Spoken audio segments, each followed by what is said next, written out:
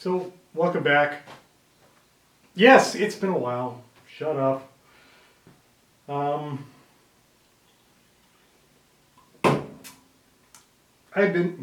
we're all busy. The world is crazy, and we're all busy. And I'm no different. I've been working on the film. Started out, it was like 2 hours and 20 minutes ish, but that was a lot of fat. And I've gone through a couple of different iterations, and so now the feature film is down to an hour and 50 minutes, and it's just moving along. And I'm at that point where I'm not certain that I can cut out any more without it, starting to harm the story and the pacing. And so, in addition to that, I've also been working on learning, constantly learning, trying to try new things, cram new stuff into this consciousness of mine. And honestly, that is like the fun thing. I enjoy the process of trying new things and seeing what works and what doesn't work. And so yeah, there have been a number of things that I've learned and discovered. And so yeah, so to pick up from the last episode about creating the wheels. So I'll just show you the point I've gotten to. All right, so we've got these. All the bands are cut, and my goodness, nothing is welded. But essentially, what is so incredibly difficult about doing this kind of work is to remove these front outer lips from the hub, and they're welded in 3 sections of like the 3 ears of this of the center, and these centers are press fit into the barrels, and they're press fit. It is a super interference fit, and so it was very difficult to carefully weld off these welds so that, because you don't want to disturb the inner face of the barrel, because they're going to be sitting quite proud of the face now, and so you want to do that in such a way so you're not gouging it. So, and I've had to do some welding where I have gouged it with the angle grinder, and then I had to build more tools, like a stand basically, so that I could pound out this center from the ring in a way so that you're not going to damage any of the barrel. And it's definitely a thing. There's a reason why not a lot of people do this, and why the people that do it as a business, they have like a huge lathe where they can just kind of machine this kind of stuff cleanly. I'm at that point. I did all the fancy little drilling of all the holes so that they look sort of evocatively of that sort of old style Jaguar wheel. And there are these Ford Maverick lug bolt covers. And as of course they say Ford on the center of them, so I was trying to figure out a clever way of hiding that. And so yeah, that's sort of what they're going to kind of look like. Anyway, so yeah, in pursuit of that, I've also been doing welding testing.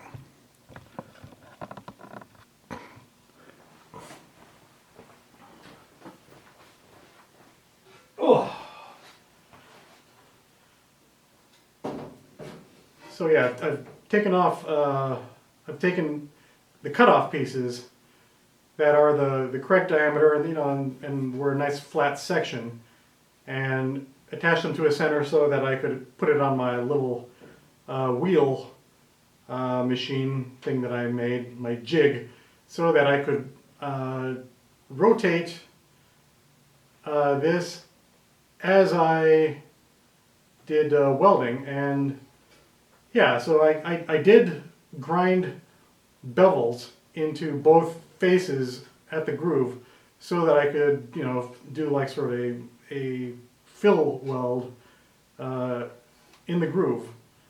And because essentially you want as much penetration and strength as possible, and yeah, and it's like, the machine, the welding machine, the MIG welder, it has its settings for, specific thicknesses of metal, but that means nothing.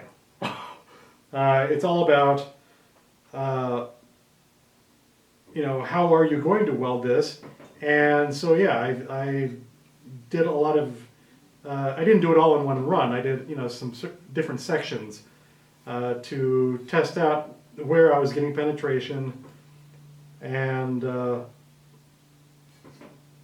you essentially want this to be as deep a penetration as possible. There's so much strength in the barrel that there's not going to be a whole lot of warping in this kind of situation, and this is like 1/8 inch metal, the barrels are, so yeah, there's a ton of meat and a huge heat sink for welding.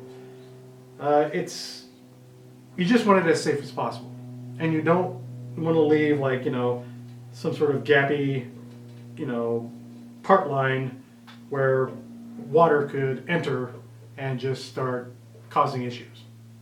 Anyway, so yeah, I haven't jumped on to actually welding the wheels yet because I want to do a few more tests just to make sure that I got my settings correct, and the speed at which I rotate the wheel on the jig correct, and all of that. So yeah, making progress, learning. All right, and also in pursuit of learning, exploring heat. It seems like that's like just one of like the inherent things about working on a car is the proper application of heat, whether you're welding something or bending stuff or stretching or shrinking metal. It's really an interesting thing, and how plastic metal is. Ray Chalene, he says metal is clay, regardless of whatever it is, aluminum, steel, whatever. And he's absolutely right.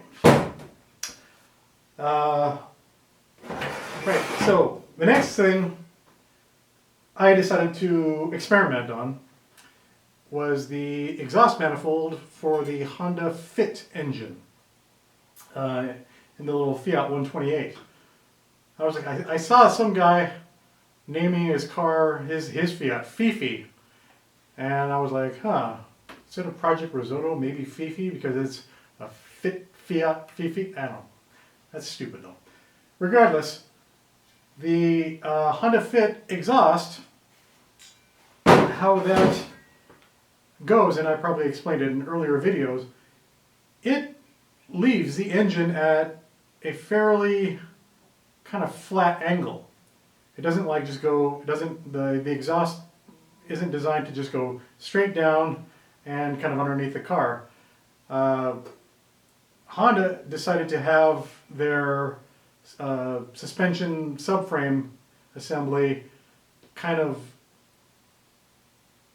bolted on, and there was a space above that, so the exhaust kind of goes out and then goes over the suspension subframe assembly, and then kind of gradually down and underneath the car, meeting the catalytic converter and all that. And I was like, okay, we don't have that. The Fiat 500 or the Fiat 128 just has a strict firewall where you can't go through it. So I decided, hey, how about I take a crack at bending this and angling this in a manner so that I could gain the clearance I needed that would clear the steering rack and the firewall and still kind of go over and behind the drive shaft coming out.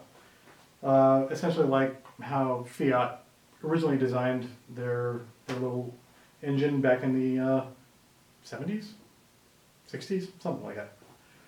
So, I'm running out of oxyacetylene, and ordinarily, I just use that. But I'm almost out of it. I'm at the point where I'm being kind of a miser. I want to completely empty out that oxyacetylene bottle before I go fill it up. And I know I don't have enough because you have to use like a big rosebud torch to add just a ton of heat to get everything nice and hot so you can bend it. And I was like, I know I don't have enough oxyacetylene for that. What I do have is a big tall tank of propane. And let me just, pan you over to see that. What I did have, though, was a nice big weed burner. This was left here on the property, and I don't use it a lot. It's just mostly been sitting around. But I was like, this puts out just a god-awful amount of propane. And I was like, let's run an experiment. So I built myself a nice long, like 8-foot lever arm that socketed, perfectly into the end here. I have some super heavy duty steel, angle iron steel, which is huge. It's like 1/2 inch thick and 1/4 inch thick stuff. That's like 6 or 7 feet long. I can't even hardly move this stuff. So essentially, I bolted the bolt pattern. I drilled a bolt pattern for this onto some of that angle iron and kind of clamped all the angle iron together to create a rigid assembly.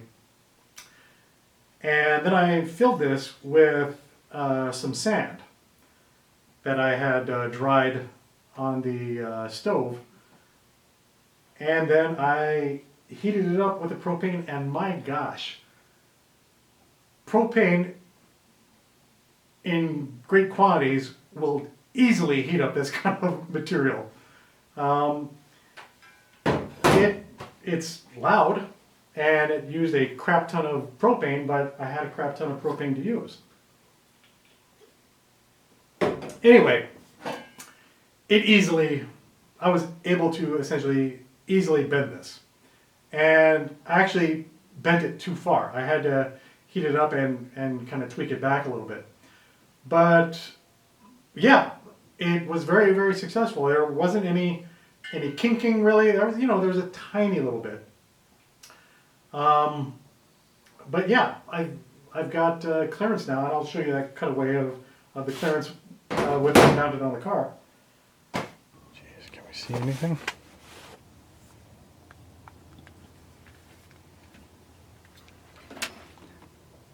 We have clearance. Totally worked. And so this part of the puzzle is done. And that was an interesting thing to learn. All right, so yeah, the next thing, I've also been, trying to learn myself some metal finishing. And this is half of a motorcycle tank. And it was all beat up. It was just sort of, I got some parts from a guy, and he just gave me the tank because it was a little bit beat up. I think it was like, some racer or something used it. And it was like kind of caved in, right here on the leading edge corner where, the bike went down. And so, yeah, it was a cheap way for me to kind of learn, additional skills as far as pounding out dents and kind of reading and feeling surface of metal, and getting familiar with using dollies and hammers and slappers and everything. But one of the things I did have to do was strip the paint off this. Enter heat maker number 2, a heat gun. This is a kind of a fancy Milwaukee heat gun, which I'm sure cost far and above what it actually cost to make it. But this was given to me by my buddy. Thank you, Jake. He didn't have a use for it anymore, and so I've been using this sucker very often. To heat up the surface of this tank, and the paint just easily scrapes off. It is stinky. I'm sure it gives off horrible fumes, but I did it with the garage open and the fan blowing air. Yeah, you don't want to breathe burning paint. You don't really want to breathe burning anything, So, yeah, there's your safety lesson for today. But it's incredibly effective. It's also, you probably don't want to use this on the panel of a car, because car panels are mostly flat, or they have very shallow curves, and I would imagine that you could get yourself into trouble and warp stuff quite easily with holding this heat gun on there. This gas tank has a lot of very strong, sharp curves and complex features which hold its shape. And also, I wasn't really worried about, I'm not trying to, maintain, these stock curves for anything. I'm just, trying to teach myself. But as far as, utilizing, a heat gun for, removing, paint from, something else like, a wooden bench or whatever, as long as you're, having some reasonable care about not, lighting the bench on fire with this will strip paint off incredibly effectively. And what else have I been using it for? Which brings us to today's lesson.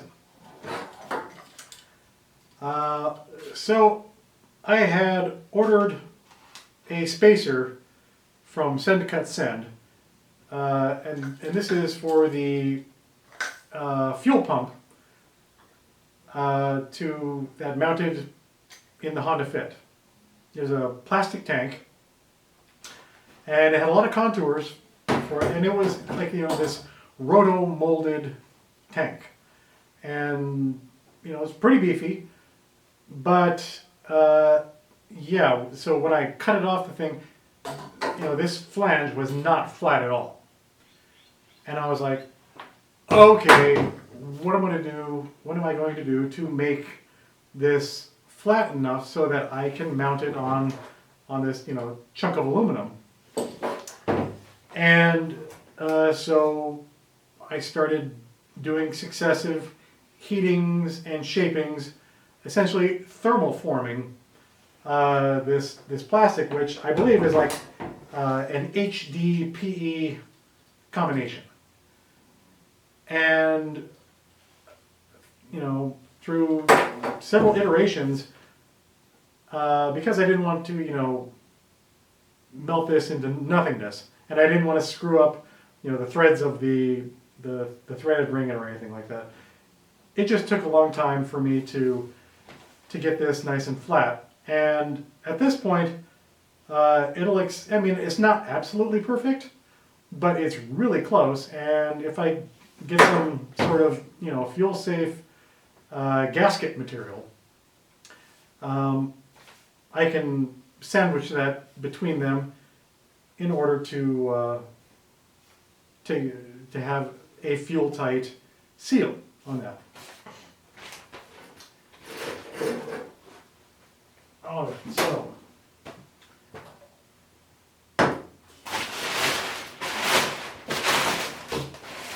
I'm not putting her down.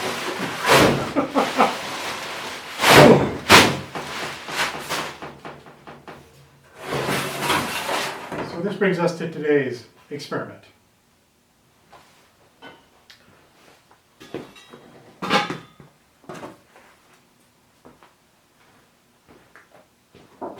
All right, so this is the Fiat 128 fuel tank. And I need to be able to mount this flange, that nice big aluminum flange extender piece, onto this tank. And you probably can't see it, but essentially I've figured out that the best location for that is right here. And so there is some shallow metal ribs that were pressed in here for strength, and I'm going to have to figure out a way to kind of metal finish this stuff so that it creates a flush-ish surface for me to bolt this to.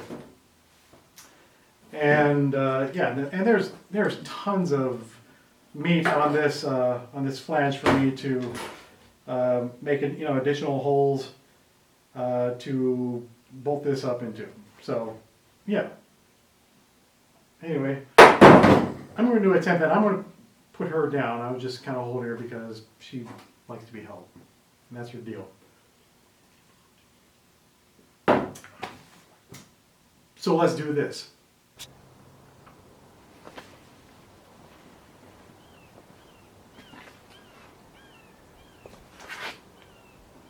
All right, well, there's more stuff.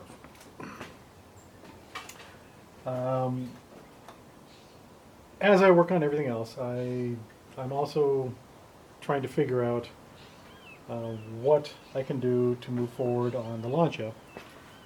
And one of the things is I'm trying to figure out how to make the deck lid hinge on the back here, and that's pretty straightforward. But I want the the solid buttresses to be integral with the deck lid, so everything is all one big unit. And with that, something that seems like it's going to need to be required is the top, leading edge of these buttresses need to be tied together, bridged with something, so that everything is a nice, strong unit and kind of boxed, near the window. So with that, I don't know if you can really see it. I'll zoom in on it.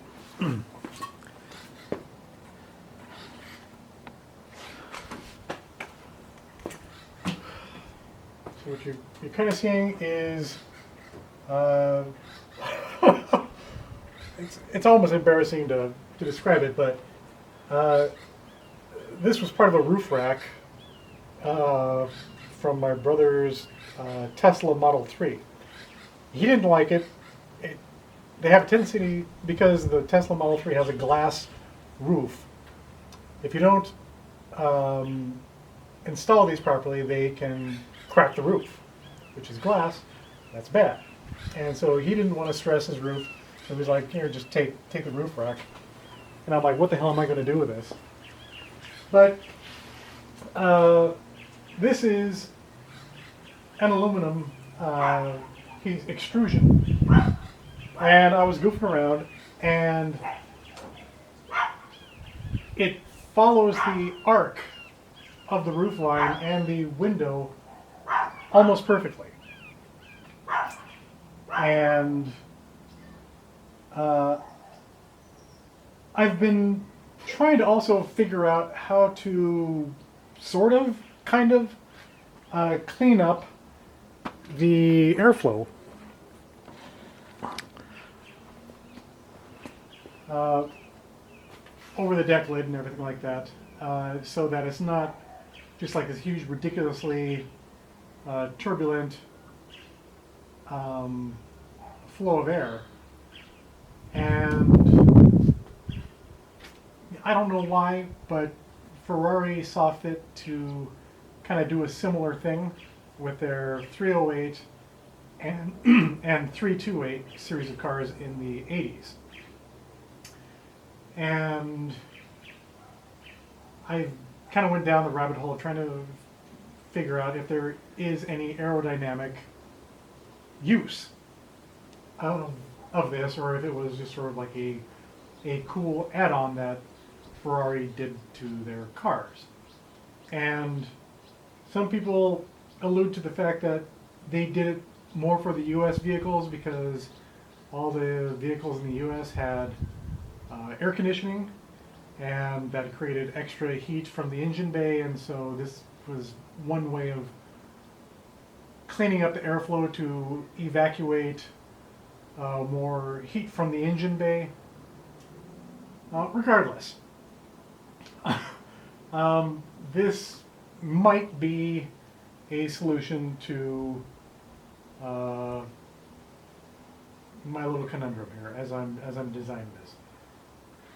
It's already pre-made. It's aluminum. It's it's fairly lightweight for what it is, and it would just require me making end caps that connect onto these buttresses. In addition to welding everything together, but yeah. So I'm still noodling through a lot of this stuff. Anyway, I just thought I'd share that with you. Here, we'll do this.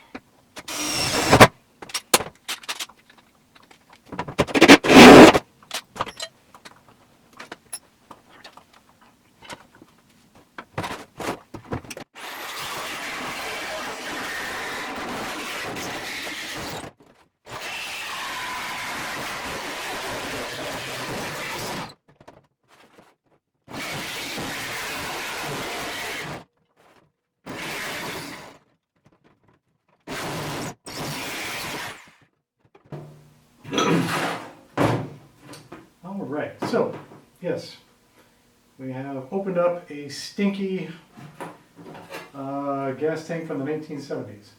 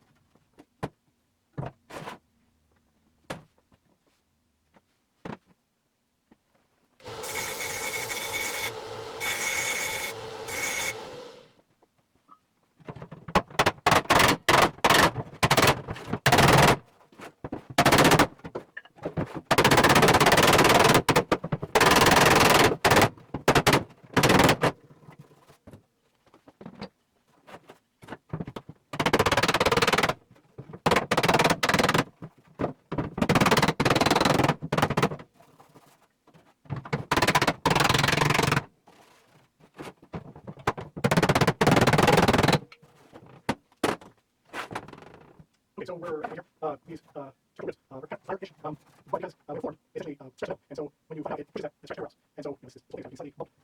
So where's the binding? Okay. Yes. Oh, okay, that's not impressive. Okay, the water.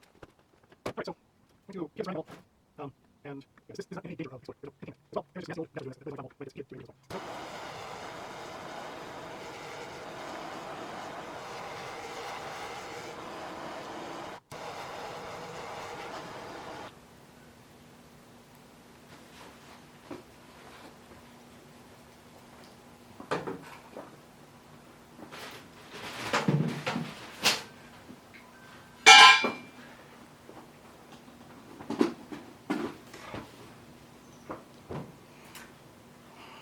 Okay, so that was a long little session of me learning to massage metal still. So yeah, I took the flange off of the little Honda filler neck. I don't know if you really give a crap, but yeah, it's about as flat as I'm gonna try to make it. And I figure 18 bolt holes with dome head stainless bolts will keep it secure and non-corroding. So yeah, I don't know if you can tell in the light or whatever that this is kind of raised up and it's in the shape of this flange here. I was stuck drilling holes in the kind of the far radius of this just because how the plastic Honda flange was. And so I decided I'll do another 18 holes more inboard, so it'll better hold this sheet metal in a flat way against the gasket. But I'm not going to subject you to that. Okay, so here we are back here. This is the finished result. I think it looks pretty great.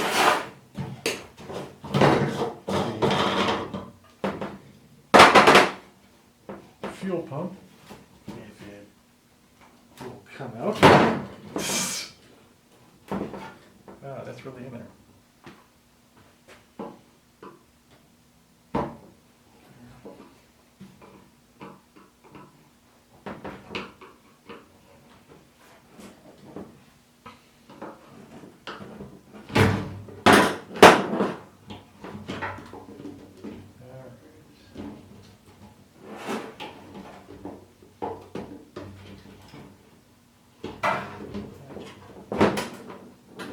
There it goes.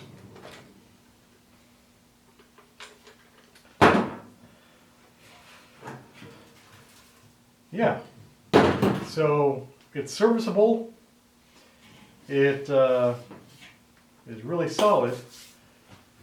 I'll show you real quick kind of all the craziness as far as the endless holes that were required to hold this all together. So yeah, I used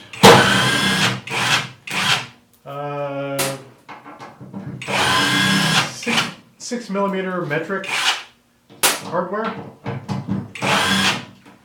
and it's fine, it's good, it's what I had available to me, and I'm not going to tell you where I got the hardware. Alright, it's from old patio furniture.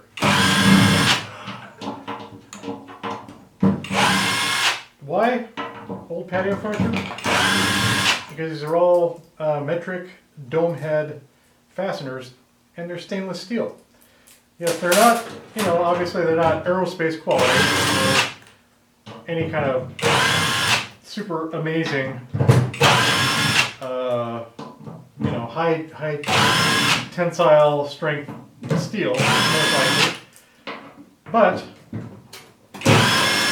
they are corrosion resistant, and they're not under a huge amount of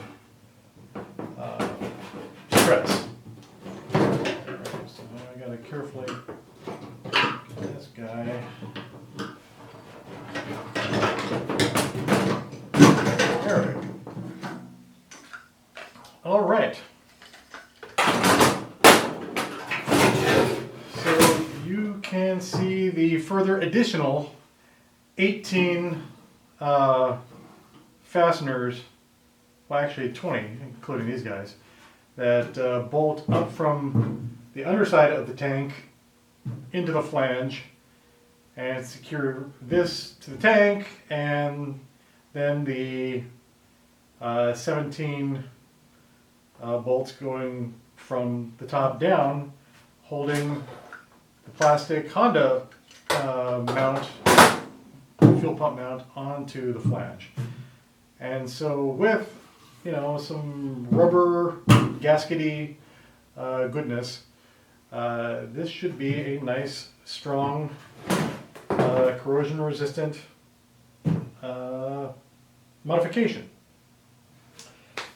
So yeah, that's what I wanted to create, and that's what I'm sharing with you guys. Anyway, I hope it was slightly interesting, all the stuff that I'm addressing and continuing to build with. After I get off with this, I'm going to do another welding test on that Jaguar test wheel hub thingy, because I do want to get these wheels done. So anyway, thank you for joining me. I hope you guys are all well. I love you guys, and just stay safe out there.